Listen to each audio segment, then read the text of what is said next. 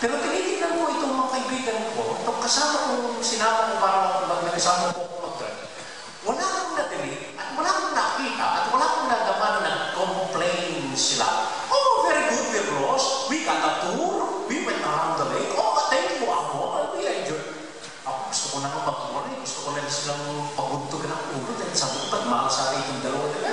But then, and they were experiencing gratitude because they never complained. Isa pong masama sa atin, tayo mga Pinoy, lalo-lalo ng mga politiko, wala nang ginawa kundi mag-complain. May mga politiko wala nang nakitang ginawang mabuti sa Pinoy. And that's one thing that, kaya po siguro natin hindi natin na-realize. They're enjoying the country. Yung dalawa ito, beautiful country. Ganda. Wish our country is like close to and they could experience that dahil na wala, hindi katating na complain sa puso nila. And for us to really appreciate gratitude, real gratitude, and give and receive the blessings of gratitude, ganun po. Try to remove any iota or doubt or that of complaint in your heart. Amen?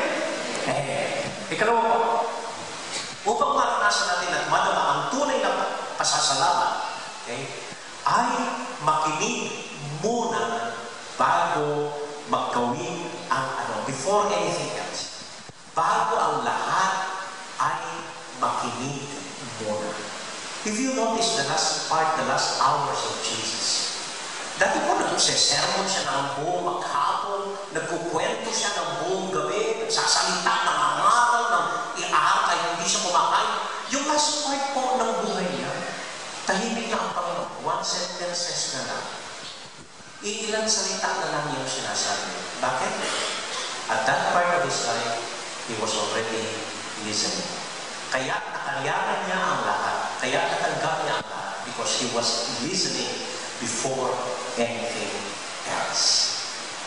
Alam po ninyo kung minsan, sinasabihan namin yung nanay namin, ganito kayo, tapos naiinig siya. Lagi niyang sinasabi, wala nang maliit po kami, linya ito ng nanay ko. Kaya isang nakakapilong sa kanya, sinasabi niya, may kami itong kupa na, may kaya puro na kayo, na. You know what she means? Nakaisa pa na ako, nakasampo na kayo. So sasabihin ko lang ng ganito, yung sagot namin, yung rationalization namin, yung tugon namin, 1 kilometro na, ay nakakaisa pa lang siya. In short, I think, what she is saying is, makinig muna kayo bago ang lahat. Pero minsan po, ang bilis ng dila natin, ang bilis ng sulat natin na sumagot na hindi pa man tayo nakikinig. May ginagawa po may article sa, kung nagbabasa po kayo ng yung magazine ng ating archdiocese in Mayo Balita, may inintroduce po ang portion doon, itanong sa kayo. At kahit na ano, pwede itanong po ng mga nagbabasa at paralas po ang tanong hinggil sa rebulto, hinggil sa insenso. Minsan may nagtanong sa akin, bakit ba kailangan lagyan ng insenso yung altar kapag naglilisa? Sabi ko, parang hindi mamungo yung pare kapag linapit na yun, mamungo. Anyway, may kahulugan mo yun. Nung unang panahon po, lahat ng mga iniaalis sa Panginoon, ilalagay ng insenso tayo mga animals na sinusulong para maganda yung amoy at parang pananangin na akyat sa langit. Anyway, so ang dami po nagtatanong doon. At kung minsan may mga nakakapikon ng tanong na alam mo galing sa ibang sekta. Nanunriyan, nagtatanong. So minsan po may nagtanong sa akin, 40 texts, paniwala kayo. 40 texts yung tanong niya sa akin at ang dami-dami niyang tinong-quote ng mga biblical texts kung bakit hindi tayo dapat sumamba sa mga santo. Alam po ninyo lang unang ginagawa yung column na yun. Ay nako, hindi siya maghihintay ng 1 segundo, may tugon na ako. Huwag siyang mainip at sigurado may sagot na ako para mapahiyak siya. Ay talagang gano'n, bilis siya. Ay yun po, I take my time. Napansin po, mas maganda yung mga tugon ko. Kapag tinutulugan ko muna yung tanong, at hindi sumasagot ka at pinag-iisipan ko kung ano talaga ang tinatanong niya. Kung minsan po, kung kailan deadline yung pagsabit ng articles namin, doon ko pa lang sinasagot. At nakikita ko, mas mabait, mas maganda, mas totoo ang mga tugon ko. Dahil ako nakinig.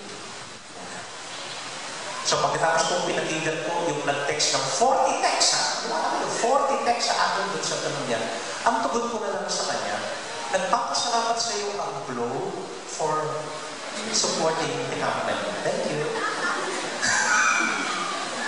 Sabi ko, kahit anong explain ko nun, hindi nung naniniwala yun. Dahil pala yung paniniwala niya. So nagpasalamat na lang ang Globe sa kanya.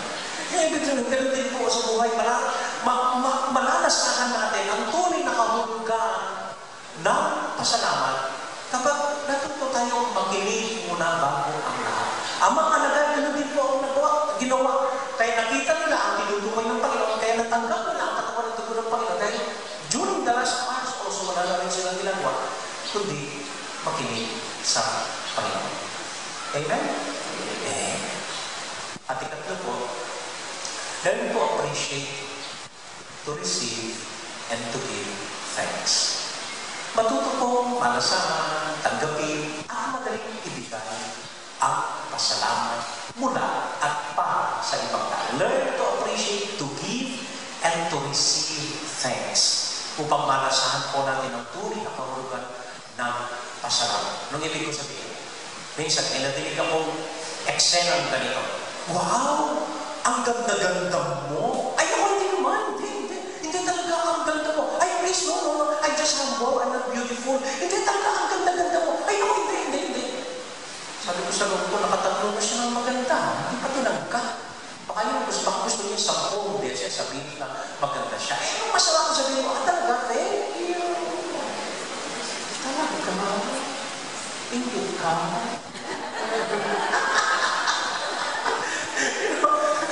We should learn how to say thank you and be able to receive. And be able to receive thank you. Hindi po natin malalasahan. No, hindi natin malalasahan. Okay? And, alam mo na yung pinagdiriwang po natin ngayon ang Father's Day. Last month, Mother's Day. Lahat po ng fathers, taas ang kamay, lahat ng fathers, palapang po natin. Happy Father's Day. Okay? Father's Day. Happy Father's Day. Please, Happy Father's Day. And then next month yata, grandmothers naman, grandfathers, meron yan. Then meron din Teacher's Day, and then meron din, dami-dami. Alam mo rin yung ibig sabihin ng mga ito, mga Father's Day, Mother's Day, Grandparents Day. Simple lang, na kahit minsan lang sa isang taon, we learn to appreciate and thank ang mga tao ito. Yun lang. Kasi kung minsan din natin napapansin, kung minsan we take them for granted, kung minsan baliwala natin, kung minsan ginagawa natin utusan, ginagawa natin sugar daddy, ginagawa natin mahingin. Nagpunta po ako sa isang kaibigan ng paring kanina, sabi niya sa akin, alam ko, dalawa ng klaseng paring na yun. Talagang sabi ko, ano yung dalawang klaseng paring na yun? Yung healing priest, tsaka yung healing priest.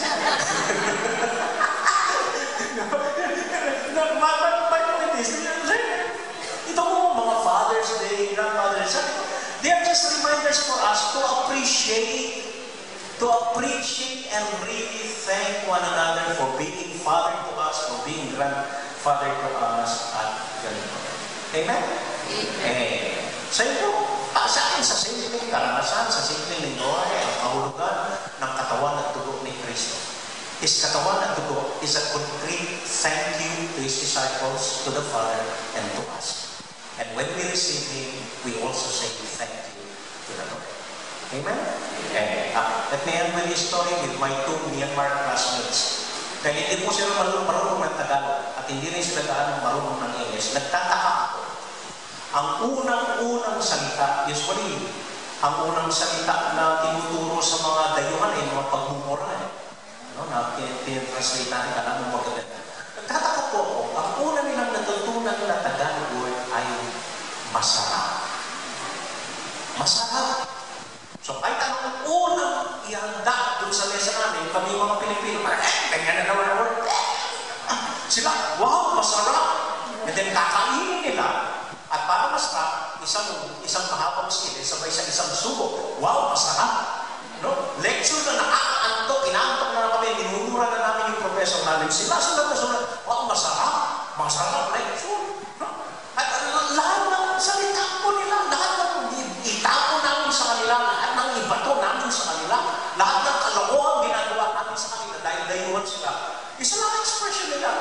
masarap. Huh? Until finally, nakakawa kami. Hindi na namin niloloko. And we're beginning to enjoy them. We're so fond of them. Because they know how to express and how to feel gratitude by that word, masarap. Kahit anong karanasan nila, masarap lagi.